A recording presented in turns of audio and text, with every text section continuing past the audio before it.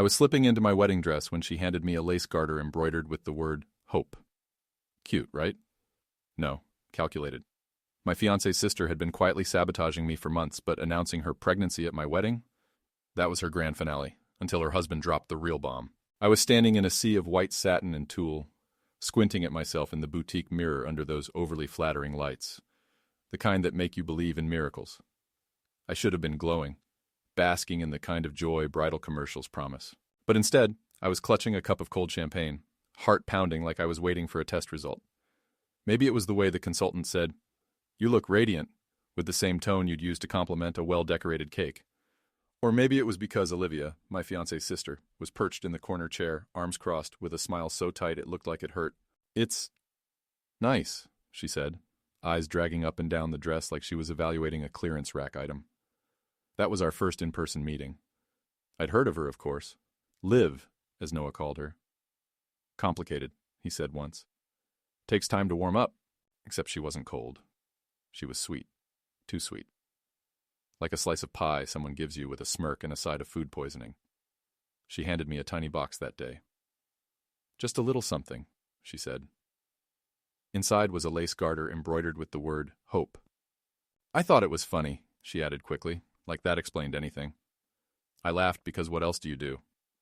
But something about it stuck in my ribs. Over the next few weeks, the little moments piled up like trash behind the couch. A forgotten RSVP from her friends to our rehearsal dinner. A cake-tasting mix-up she tried to help fix, that nearly canceled the whole appointment. Always with the smile. Always with the, "sorry, just trying to help." I talked to Noah about it gently. Tried not to sound paranoid. He'd sigh and rub his temples and say, "That's just how Liv is." Like that excused everything. Like I was supposed to absorb it. By the time the wedding day arrived, I felt like a guest at my own execution. The venue was breathtaking. Candlelight, soft string music, my friends buzzing around with last-minute lipstick checks. And yet I stood there behind the curtains in my gown, fingers numb. I'd barely slept. My stomach churned with something worse than nerves, like I was waiting for the other stiletto to drop. And it did, right after the toasts. Noah had just raised his glass, teary-eyed, thanking everyone for believing in us. The applause hadn't even died when Olivia stepped up and asked for the mic. "I wasn't planning to speak," she said, voice trembling. "But I have news." Every spine in that room straightened. She smiled, pressed a hand to her stomach. "I'm pregnant." Gasps. One or two squeals. Her husband Eric blinked hard. I turned to look at Noah. His face was a mask of stone. Then Eric stood. "She's lying," he said, calm, cold, loud. "It's not mine." Silence fell like a guillotine. Olivia's mouth hung open. Someone dropped a glass. And for one exquisite, endless moment, every eye was on her. Not me. Not us. Her. I didn't move. Didn't cry. Didn't yell. I just watched. Still as marble. My hand tightened around my bouquet until the stems cracked. But I didn't say a word. Let her have her moment, I thought. Let her drown in it. Because the truth, when it finally comes, doesn't need an invitation. Let her be the center of attention, just not at my wedding.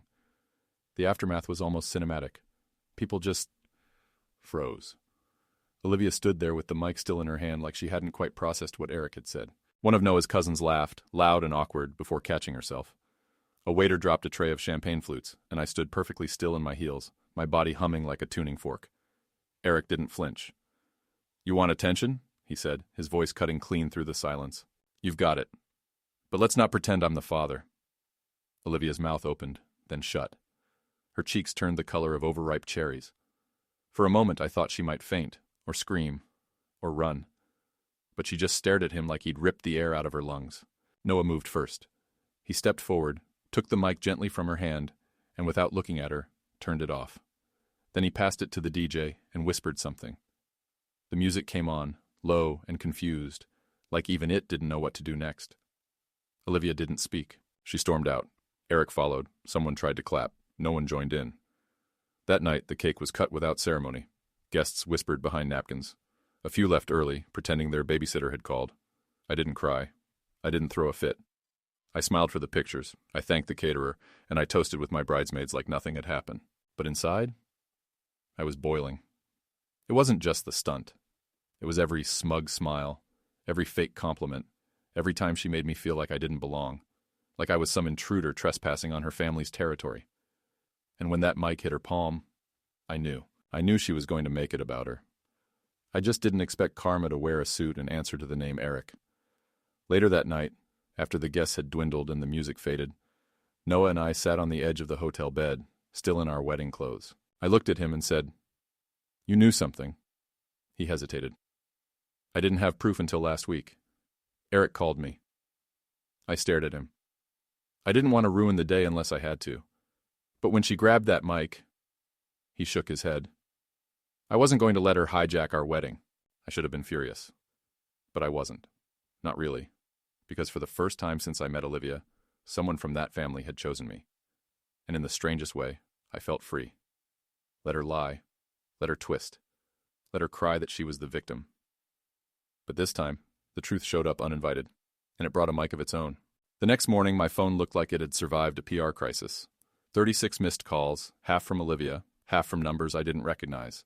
My inbox was stuffed with sorry texts, some genuine, most performative. People I barely knew had suddenly discovered punctuation and concern. But the real kicker? Olivia's Instagram. A black and white photo of her curled up on a couch, hair artfully messy, hand on her stomach. The caption?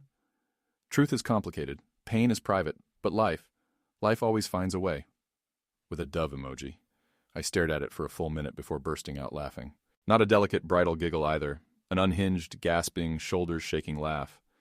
Noah looked up from his laptop and raised an eyebrow. "You okay?" "She's staging her own redemption arc," I said, tossing him the phone. He read it, blinked, and said flatly, "Jesus." Within hours, the comments section was a war zone. Half of them were, "You're so brave, Queen," and the other half were, "Girl, no." But she didn't back down. By afternoon, she was doing damage control, posting vague quotes about forgiveness, tagging random wellness accounts. Probably hoping if she flooded the feed fast enough, people would forget why she was trending in our little social circle. Meanwhile, Eric had vanished. According to Noah, he'd gone to stay with his brother across state lines and wasn't taking calls. And Olivia? She started texting Noah. "Can we talk?" "You don't understand what I've been going through." "I never meant to ruin anything." He didn't respond. And that silence drove her insane. She showed up 2 days later, at our apartment, unannounced. I opened the door and there she was, mascara smudged, hair in a messy bun that looked more mental breakdown than influencer casual. She didn't even say hi, just blurted, "I need to explain." I stepped aside because part of me wanted to hear it, not because I cared, but because I wanted to watch the story crack. She sank into our couch like it belonged to her. "You don't know what it's like," she began, tears already forming, "to be the one nobody roots for." I said nothing. "Noah's the golden boy. I've always been the screw-up. You think I'm jealous? Of course I am. But not just of you, of everything." Still, I said nothing, because I knew this wasn't an apology. This was a monologue. I thought maybe if I had something big, something beautiful, I'd matter again. "You mean like a fake pregnancy at someone else's wedding?" I asked.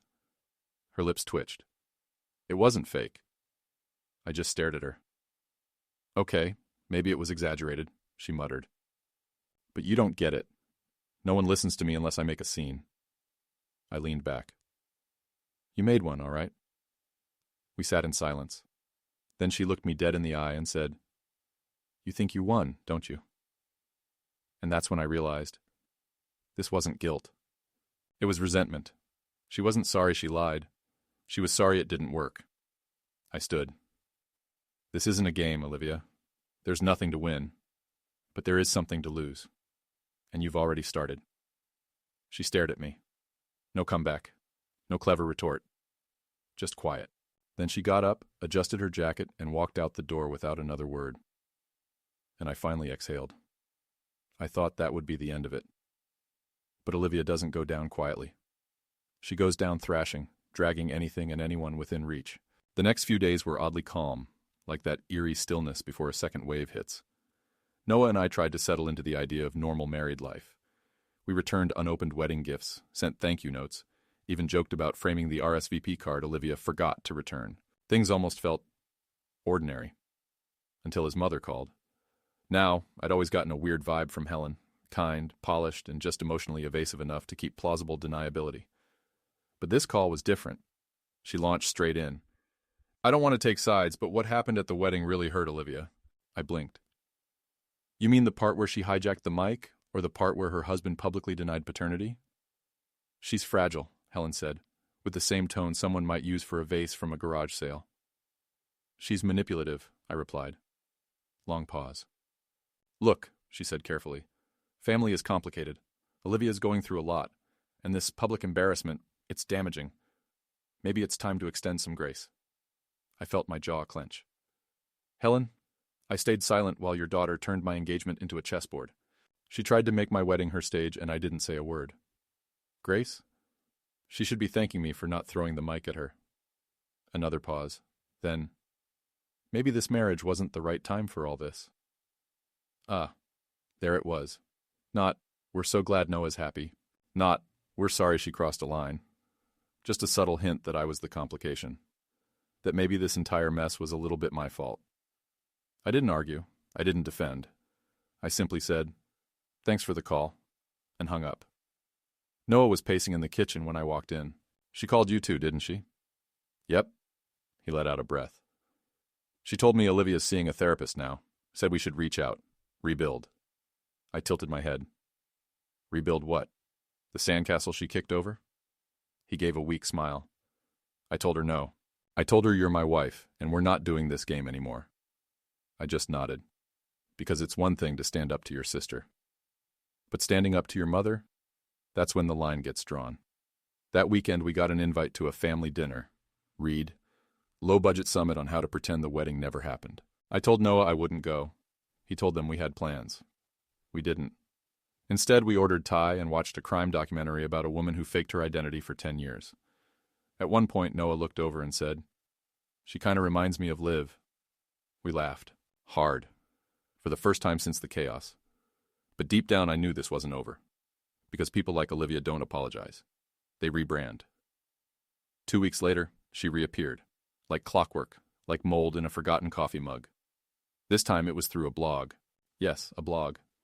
Olivia launched a site called Resilient Motherhood, full of watercolor headers, recycled Pinterest quotes, and long-winded posts about healing after betrayal. She wrote under the name L.M. Harper. Subtle, right? The initials were a laughable disguise, like putting a fake mustache on a very loud problem. Noah found it first. He was scrolling Reddit on the couch when he suddenly sat up, phone frozen in his hand. She's blogging now. I peered over his shoulder and read the title of her latest post. When your truth is silenced, speak louder. I didn't know whether to roll my eyes or pop popcorn. The post was a carefully curated tapestry of half-truths and poetic manipulation. According to Olivia, she had been emotionally erased at her brother's wedding by a new family member who never tried to understand the pain of being the overlooked daughter.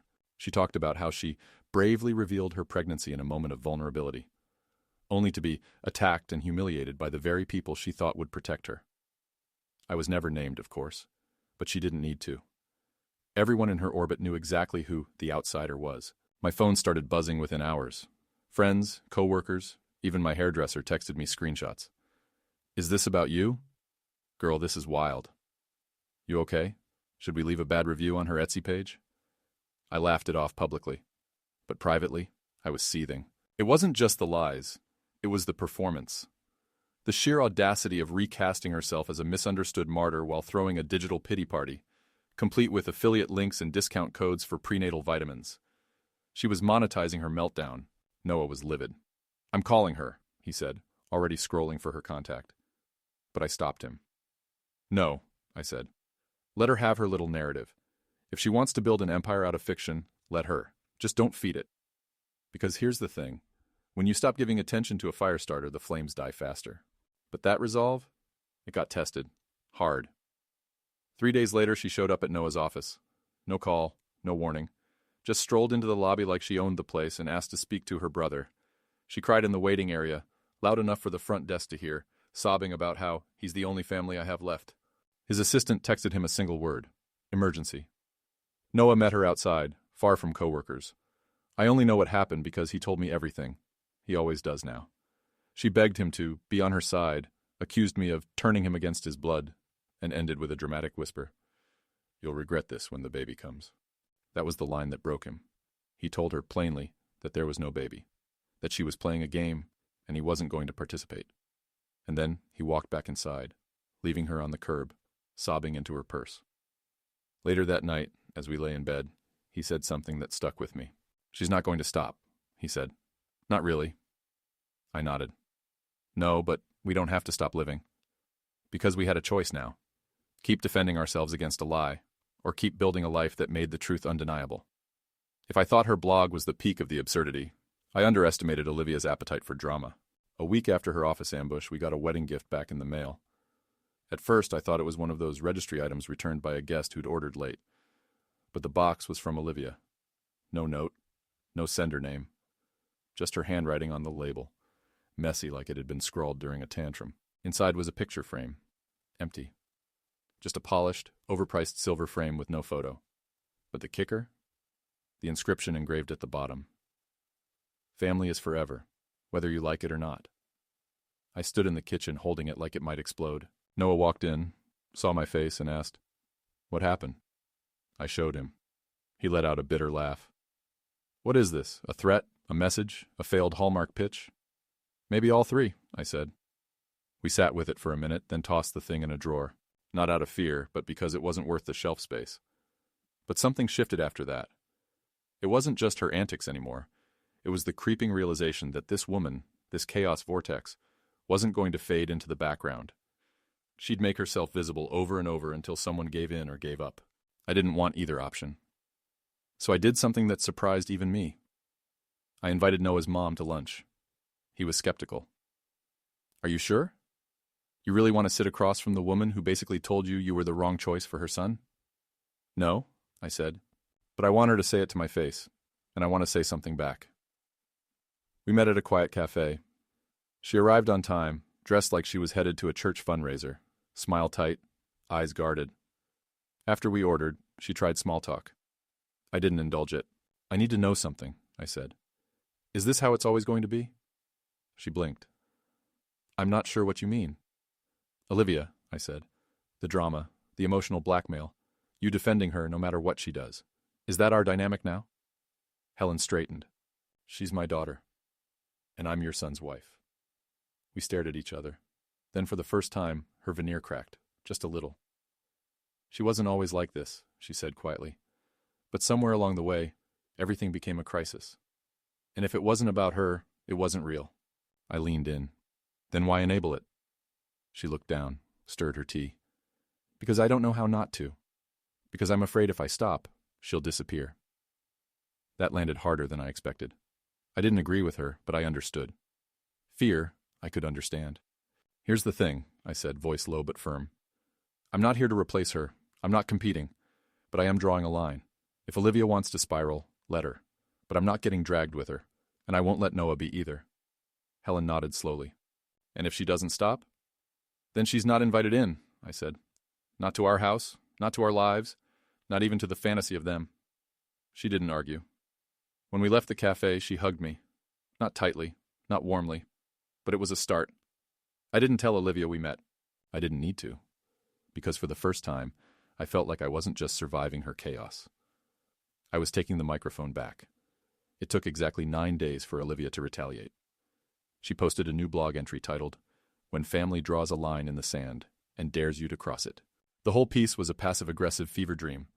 References to power-hungry women, fake support systems, and a beloved sibling manipulated into silence. She never mentioned names, but her metaphors had the subtlety of a fire alarm. And yet, something was different this time. It wasn't going viral. The comments were sparse. Mostly bots or pity likes, no big reactions, no public drama.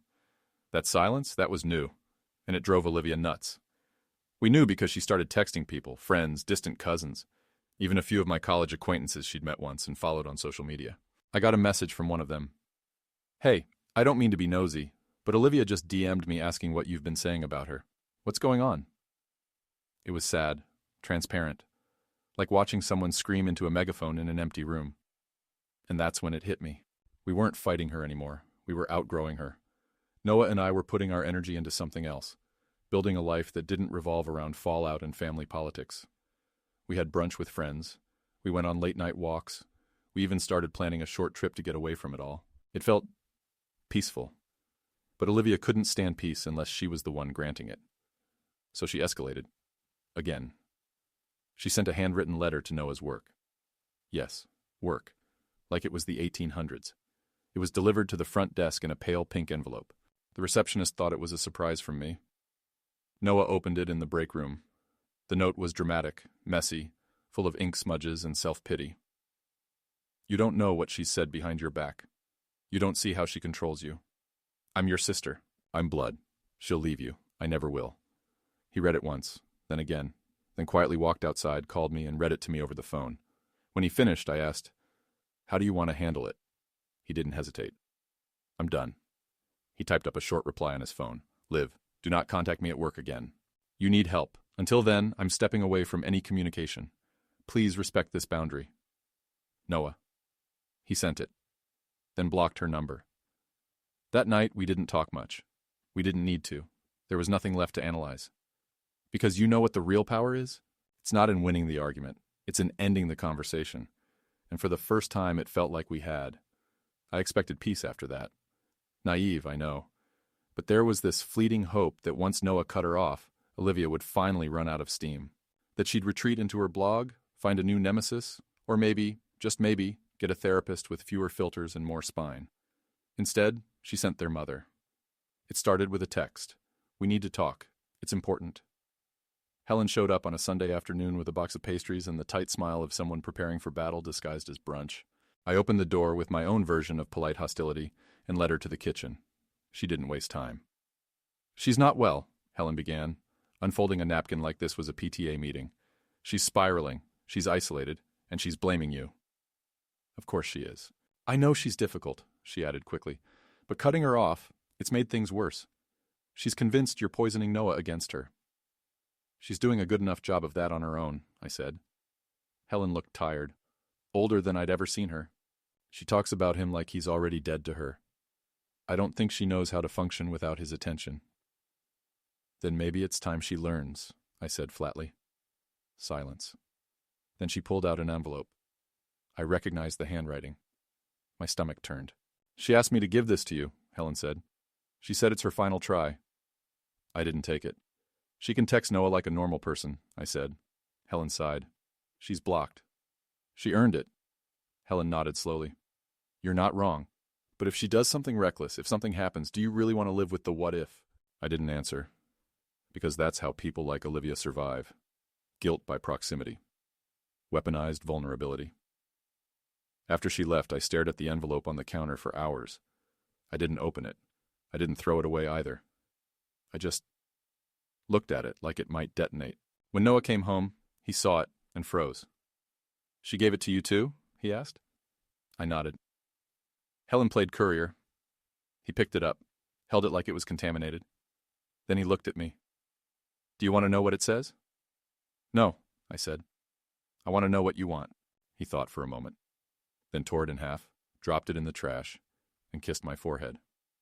That night, I didn't dream about Olivia. I didn't rehearse arguments or imagine comebacks. I slept. Deep, uninterrupted sleep, for the first time in months. And that, more than anything, told me we were finally free. At least until her next act. She went quiet after the letter. Too quiet.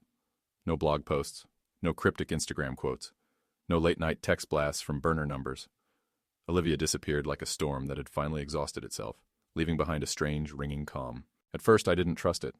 I half expected her to pop out from behind a bush with a handheld camera and scream, "Documentary!" But a week passed. Then two. And the silence? It held. Noah and I started breathing again. Not just existing, but living. We redecorated the apartment, took that trip we'd been planning.